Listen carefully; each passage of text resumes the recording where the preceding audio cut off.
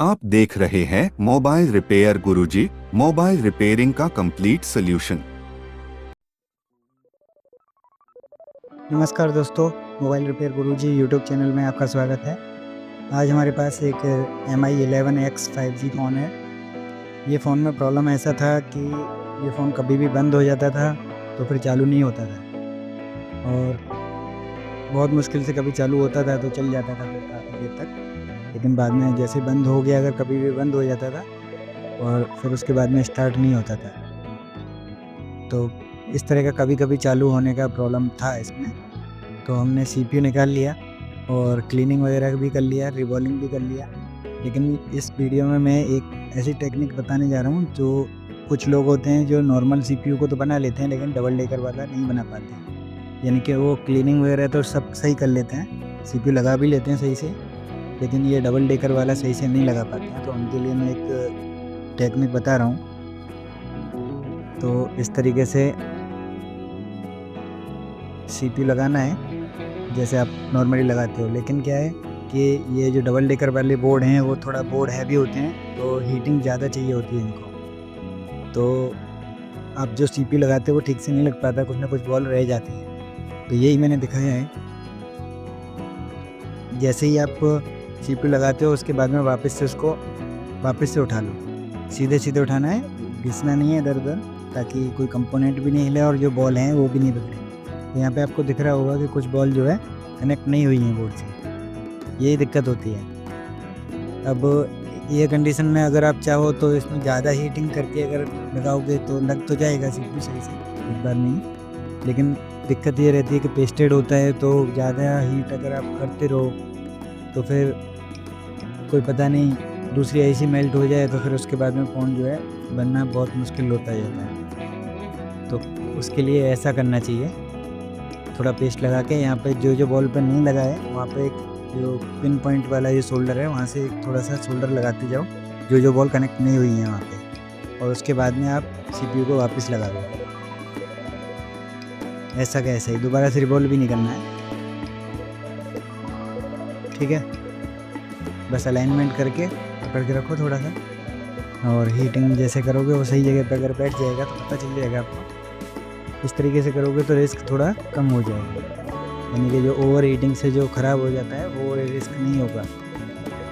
एक बार CPU लगाओ और वापस से उठा के देखो कौन सी बॉल नहीं लगी हैं, वहाँ पे आप PPD लगाओ थोड़ा सा, उसके बाद में फिर से CPU लगा दो वहाँ पे प्रॉपरली अलाइनमेंट करके, और उसके बाद में यानी कि एक काम आपका 100% श्योर हो गया कि ये सक्सेसफुल यहाँ पे हो जाएगा इस तरीके से। तो यहाँ पे मैंने CPU लगा दिया है, बस थोड़ा हीट करेंगे। जैसे ही CPU के नीचे जो PPD है वो मेल्ट हो जाएगी तो ये थोड़ा सा इसको शेक करके देख लेंगे। अगर अच्छे से मूव हो रहा है तो पता चल जाएगा कि हाँ लग गया। तो बाकी की बॉलें तो पहले से ही कनेक्ट हो गई हैं, तो ज़्यादा हमको वेरीफाई करने की ज़रूरत नहीं है, बस हल्का सा हिलेगा तो हम इसको ऐसे ही छोड़ देंगे। फिर उसके बाद में आगे का जो आप काम करते हो वो करो। लोगों को कन्फ्यूजन ये होती है कि दो ऐसी एक के ऊपर एक लग रही हैं, तो कौन सी में प्रॉब्लम है ये पता नहीं चल पाता है। अभी यहाँ पे हमको ये भी पता रहेगा कि हमारा CPU तो सही से लग गया है।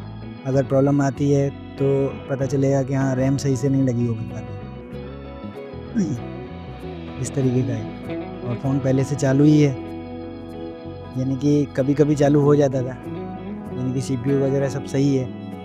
ऐसा नहीं है कि CPU ख़राब है, हम तुक्का मार के काम कर रहे हैं, CPU रिवॉल्व करके देख लो बस, ऐसा तो है नहीं। तो ये बस हल्का सा हिल गया CPU तो बस इधर ही छोड़ देना है इसको, ये हो गया बस। अब हम ले लेते हैं ये रैम को भी क्लीन वगैरह करके रखा है, क्योंकि यहाँ पे मैं क्लीनिंग और निकालने का प्रोसेस नहीं दिखाया है, बस आपको रिबॉलिंग कर लेना है। इस तरीके से PPD फिल करो इजीली एकदम, ज़्यादा गीली या ज़्यादा सूखी PPD नहीं होना चाहिए। वो भी होगा तो आप कर सकते हो, लेकिन थोड़ा सा दिक्कत होती है। अगर प्रैक्टिस हो गई है तो कुछ भी करो, कोई दिक्कत नहीं है। इनकम प्रैक्टिस है अगर तो इस तरीके से करो कि ज़्यादा सूखी या ज़्यादा गीली PPD नहीं होनी चाहिए। इस तरीके से आप फिल कर लो।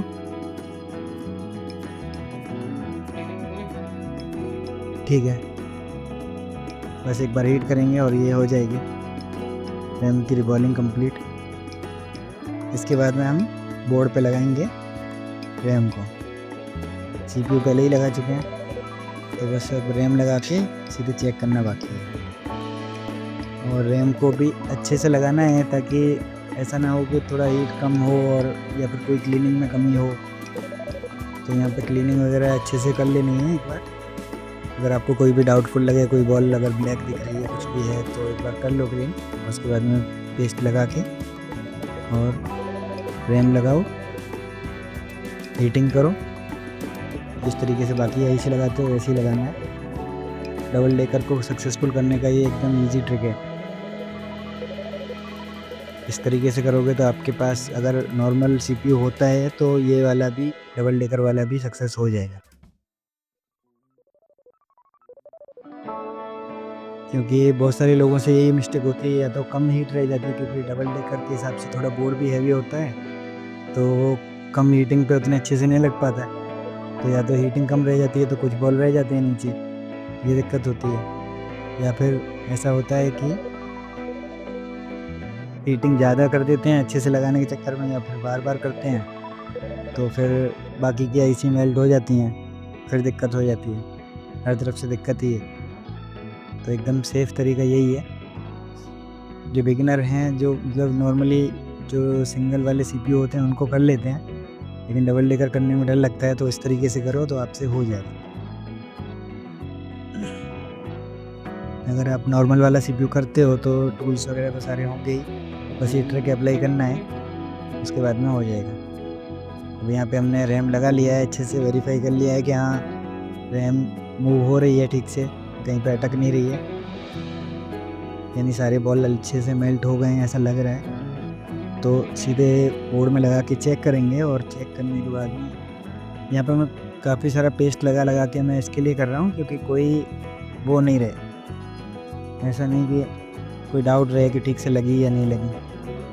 अभी इसको थोड़ा ठंडा कर लिया है, पहले पीसीबी डाला, उससे थोड़ा ठंडा हो जाता है, और बाद में ये फैन से भी ठंडा कर लिया है,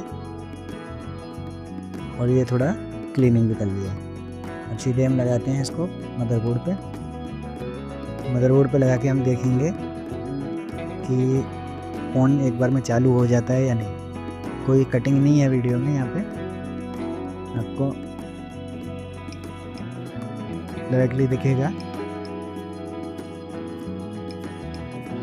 ये मैंने बोर्ड लगा लिया है और इसको उल्टा किया, देखो ये लोगो आ गया है।